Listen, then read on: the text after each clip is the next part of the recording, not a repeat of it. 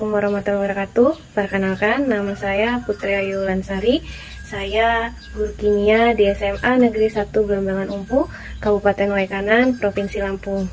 Saya mahasiswa PPG dalam jabatan kategori 2 tahun 2022 di LPTK Universitas Lampung. Video pembelajaran ini terkait PPL Aksi 1 dengan submateri teori tumbukan. Selamat menyaksikan. Assalamualaikum warahmatullahi wabarakatuh. Waalaikumsalam warahmatullahi wabarakatuh. Bagaimana kabarnya hari ini anak-anak? Baik. Luar biasa sekali. Hari ini kita ketemu lagi di mata pelajaran kimia. Belajar, kita siapkan dulu. Ayo, Dizan siapkan teman-temannya untuk berdoa. Semua siap? Doa mulai. Doa selesai. Beri salam kepada guru. Assalamualaikum warahmatullahi wabarakatuh. Waalaikumsalam warahmatullahi wabarakatuh. Baik anak-anak, hari ini kita akan belajar materi baru. Sebelum kita belajar materi baru, Ibu ingin bertanya dulu terkait materi sebelumnya. Ada yang masih ingat materi sebelumnya? Ada. Baik, berarti exoterm dan endoterm. Exoterm dan endoterm. Oke, materi apa itu? Ada yang tahu? Termokimia. Termokimia. Oke, jawab. Beri tepuk tangan. Selanjutnya, apa sih itu exoterm dan endoterm? Ada yang mau menjelaskan? Ayo siapa? Oke, apa itu? Elsa? Kalau exoterm merupakan panas, perpindahan energi dari sistem ke lingkungan dan menjadi entalpi atau tahap penilaian. Oke, ya, benar sekali. Kasih hapus. Kita punya apa? Siapa yang mau jawab endoterm? Oke, yang dulu angkat tangan. Dina, apa itu endoterm? Exoterm memunculkan panas melepas energi dari lingkungan ke sistem yang memiliki dampak apa?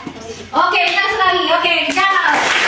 Sekarang kita akan memasuki materi baru nih. Materi baru kita yaitu tentang terkait teori tumbukan. Nah, teori tumbukan ini sudah masuk ke laju reaksi. Sebelum kita masuk ke sini, Ibu akan memberikan tujuan pembelajarannya, memberitakan kepada kalian tujuan pembelajaran kita hari ini adalah yang pertama, diharapkan peserta didik memahami syarat terjadinya tumbukan efektif. Yang kedua, yaitu peserta didik dapat menentukan arah dan energi aktivasi tumbukan yang efektif. Kemudian, aturan pembelajaran hari ini. Jadi kita bahas peraturan pembelajaran kita hari ini ya. Yang pertama, ketika menjelaskan kalian harus memperhatikan. Kedua, tidak mengganggu teman. Ketiga, berperan aktif. Yang keempat, sopan dan santun. Yang kelima, duduk dan baik. Yang terakhir, berbagai dengan santun. Oke, yang terakhir, kelas harap meminta izin. Kita akan membagi kelompok untuk pembelajaran. Duduk dengan teman kelompoknya masing-masing. Kelompok 1, kelompok 2, kelompok 3, 4, 5, dan 6. Nah, silakan digeser, diukur putihnya. Ayo, bisa kalimat ya. Kalau mejanya kurang digabung juga nggak apa-apa. Terserah, ayo diatur sesuai. Ibu bagikan di setiap kelompok dan nanti diisi ya. Ditulis nama kelompoknya, jangan lupa. Yang pertama di situ dibuka ada apa? Stimulasi. Ibu kasih waktu 2 menit untuk kalian membaca stimulasi, memahaminya.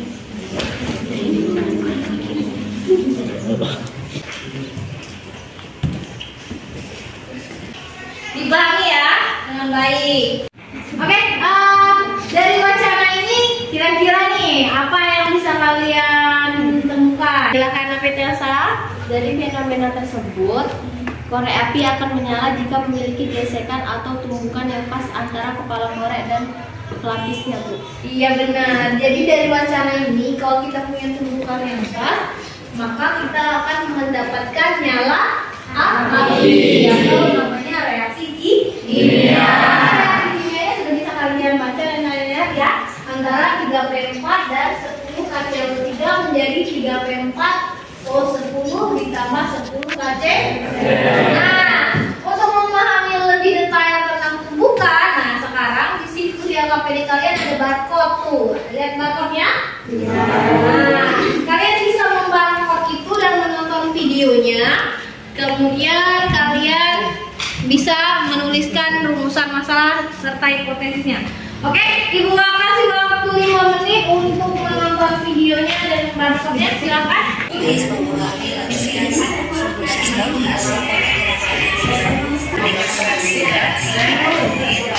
Perhatikan.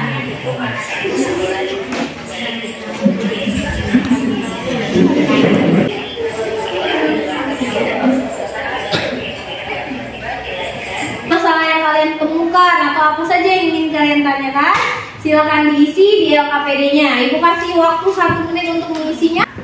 Siapa yang mau mengajukan pertanyaan yang sudah kalian tulis di rumusan masalah? Ayo siapa? Oke, siapa namanya? Elena. Kami dari kelompok 1 ingin bertanya, Bu, mengapa pada animasi yang ditampilkan setelah terjadi tumbukan ada molekul yang membentuk dan molekul baru dan ada yang tidak? Oke. Pertanyaan yang pertama, mengapa ada yang membentuk molekul baru dan mengapa yang tidak? Oke. Pertanyaan atau ada yang mempunyai rumusan masalah yang berbeda atau punya pertanyaan? Sibuk. Ya, apa? Yang kedua? Adakah faktor-faktor yang mempengaruhi hal tersebut? Oke, adakah faktor-faktor yang mempengaruhi hal tersebut? Apa itu, Teh? Lalu mengapa pada tumbukan ketiga tidak terbentuk produk baru padahal tumbukannya sama dengan tumbukan nomor 4, Bu? Oke, tumbukan ketiga dan tumbukan 4 mirip, tapi yang ketiga tidak menghasilkan produk baru. Yang keempat menghasilkan produk baru. Oke, silakan dari pertanyaan ini sekarang kalian tentukan variabelnya. Tadi sudah ya? Sudah variabel namanya? Oke, variabel ketiga? Oke, kelompok Ita. Reaksi kimia. Oke, variabel ketiganya reaksi kimia. Kemudian variabel bebas tahu mana? Yang dulu bagian. Sampai apa itu? Tumbukan dan energi. Oke, variabel bebasnya adalah arah tumbukan dan energi aktivasi. Oke, sekarang yang mau menjelaskan hipotesis siapa yang dapat? Oke. Tidak mau pakai. Lanjut, apa itu Lupi? Hipotesis adalah tumbukan yang memiliki arah dan energi aktivasi yang cukup dapat menghasilkan reaksi kimia. Nah, sekarang tugas kalian adalah membuktikan hipotesis yang telah kalian dapat dengan cara mengamati dan menganalisis data. Oke, dengan cara pengumpulan data. Oke, silakan dikerjakan tabel pengamatannya. Oh, 4 sini. Oke, kamu sudah ya? Sudah. Dari kelompok mana nih yang mau mempresentasikan tabel pengamatannya? Ayo. Saya oke. Kelompok mana tadi? Kami Bu. Kelompok 2. Saya mau bukunya? Ya, Bu. Oke, silakan presentasikan tabel pengamatan kalian. Molekul yang pertama itu arah orientasinya itu tidak tepat. Untuk energi aktivitasinya sendiri itu udah cukup baik. Kemudian untuk tumbukannya itu nggak efektif. Oke. Untuk molekul yang kedua itu arah orientasinya juga tidak tepat. Kemudian energi aktivitasinya itu tidak mencukupi. Untuk tumbukannya sendiri itu sama juga tidak efektif. Oke. Untuk molekul yang ketiga itu untuk arah orientasinya sudah tepat, energi aktivitasinya belum mencukupi, tumbukannya itu tidak efektif. Oke. Nah, untuk molekul yang keempat itu arah orientasinya sudah tepat, kemudian energi aktivitasinya sudah cukup, tumbukannya juga efektif. Oke, ini tepuk tangan untuk kalian. Dari tabel pengamatan yang kalian lakukan, nah untuk memastikan hipotesis kalian benar, sekarang kalian harus menganalisis data yang kalian punya. Kalian mengolah data. Kenapa ada masalah di kelompok ini? Dipahami benar-benar ya?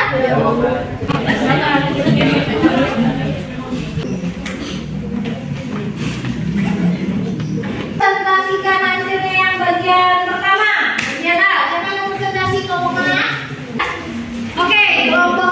silakan. Oke, kelompok 2 berarti yang bagian B ya. Silakan maju perwakilan. Saya dari kelompok 1 ingin presentasikan di bagian A. Dari animasi yang kalian amati bagaimana tumbukan terjadi dari ilustrasi pertama. Jawaban dari kami mengalami tumbukan dengan arah yang tidak sesuai, tapi tidak menghasilkan reaksi kimia karena tidak bertumbukan dengan molekul yang berada pada tumbukan hanya terjadi sesama molekul. Molekul B. Yang kedua, dari animasi yang kalian amati bagaimana tumbukan terjadi dari ilustrasi kedua. Jawaban dari kami, arah tumbukan tidak tepat sehingga tidak mengalami antar molekul A dan molekul B dan tidak memiliki energi aktivasi. Dan yang ketiga, dari animasi yang kalian amati bagaimana tumbukan terjadi dari ilustrasi ketiga. Mengalami tumbukan dengan arah yang tepat sehingga terjadi tumbukan antar molekul A dan B, tetapi tidak memiliki energi yang cukup untuk menghasilkan reaksi kimia. Soal nomor 4, dari animasi yang kalian amati bagaimana tumbukan terjadi dari ilustrasi keempat. Jawabannya, mengalami tumbukan dengan arah yang tepat dan memiliki energi aktivasi yang sesuai atau efektif sehingga tumbukan menghasilkan reaksi kimia yang baru. Yang kelima, dari animasi yang kalian amati, tumbukan beberapa yang menghasilkan reaksi kimia, bagaimana arah tumbuhnya. Jawaban dari kami, tumbukan keempat karena memiliki arah yang tepat dengan molekul yang berbeda. Yang keenam, pada tumbukan beberapa yang tidak menghasilkan reaksi kimia, bagaimana arah tumbuhnya. Berdasarkan arah tumbukannya, hanya ilustrasi 1 dan 2 yang tidak bertumbukan dengan tepat karena arah tumbuhnya tidak sesuai. Dan 7, lalu bagaimana arah yang sesuai untuk menghasilkan tumbukan yang efektif. Jawabannya, tumbukan dikatakan efektif ketika tumbukan sesuai. Oke, silakan perwakilan. Bagian dari energi partikel zat reaksi. Satu dari gambar animasi di atas yang telah kalian amati, tumbukan menangkap yang menghasilkan reaksi kimia. Tumbukan congkak karena memiliki akar tumbukan yang tepat dan energi aktivitas yang cukup. Aktivitas yang cukup sehingga terjadi reaksi kimia. Lalu tumbukan yang menangkap yang tidak menghasilkan reaksi kimia. 1, 2, dan 3. Reaksi ketika memiliki arah yang tidak tepat hanya saja belum memiliki energi aktivasi yang cukup sehingga tidak terjadi reaksi kimia. Bagaimanakah energi partikel reaksi pada tumbuhan yang menghasilkan reaksi kimia? Tumbukan yang menghasilkan reaksi kimia. Energi yang dihasilkan pada tumbukan yang menghasilkan reaksi kimia adalah yang melampaui energi aktivasi atau energi minimum yang harus dicapai. 4. Bagaimana energi partikel reaksi pada tumbukan yang tidak menghasilkan reaksi kimia? Energi yang dihasilkan pada tumbukan yang tidak menghasilkan reaksi kimia adalah yang tidak melampaui energi aktivasi atau energi minimum yang harus. 5. Setelah banyak penjelasannya atas syarat apa yang harus diganti tumbukan yang terjadi dapat menghasilkan tumbukan efektif. Tumbukan dikatakan efektif jika arah tumbukan sesuai dan energi aktivasi cukup atau melampaui energi aktivasi. Oke, beri aplaus untuk kelompok. Dari hasil yang sudah kalian temukan, dari kelompok saya dari kelompok 2. Ayo, silakan. Dari informasi yang telah kami temukan, kami yakin hipotesis pengamatan kami benar. Oke, yang lain benar hipotesisnya atau ada yang salah? Benar. Benar semua ya? Iya. Kalian menyimpulkan?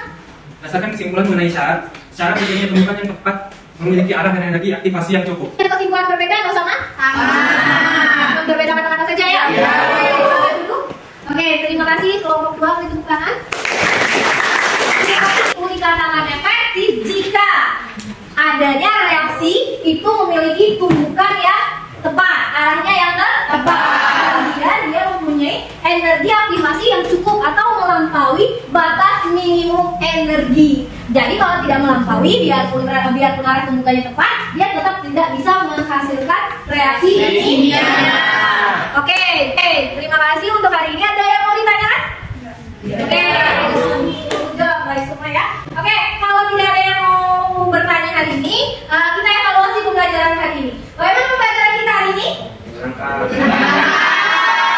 Oke, apa kekurangannya kira-kira? Biar kita bisa perbaiki untuk kemudian hari ini. Ada ya? Ayo, silakan. Jangan kurangnya. Oke, sudah kalian ya. Baiklah, untuk evaluasi di rumah, silakan tugas di rumah, silakan kalian pelajari materi untuk selanjutnya. Ya, next pertemuan kita akan melakukan praktikum tentang faktor-faktor yang mempengaruhi laju reaksi.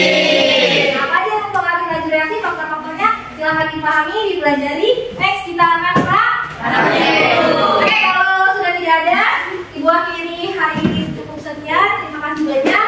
Wassalamualaikum warahmatullahi wabarakatuh.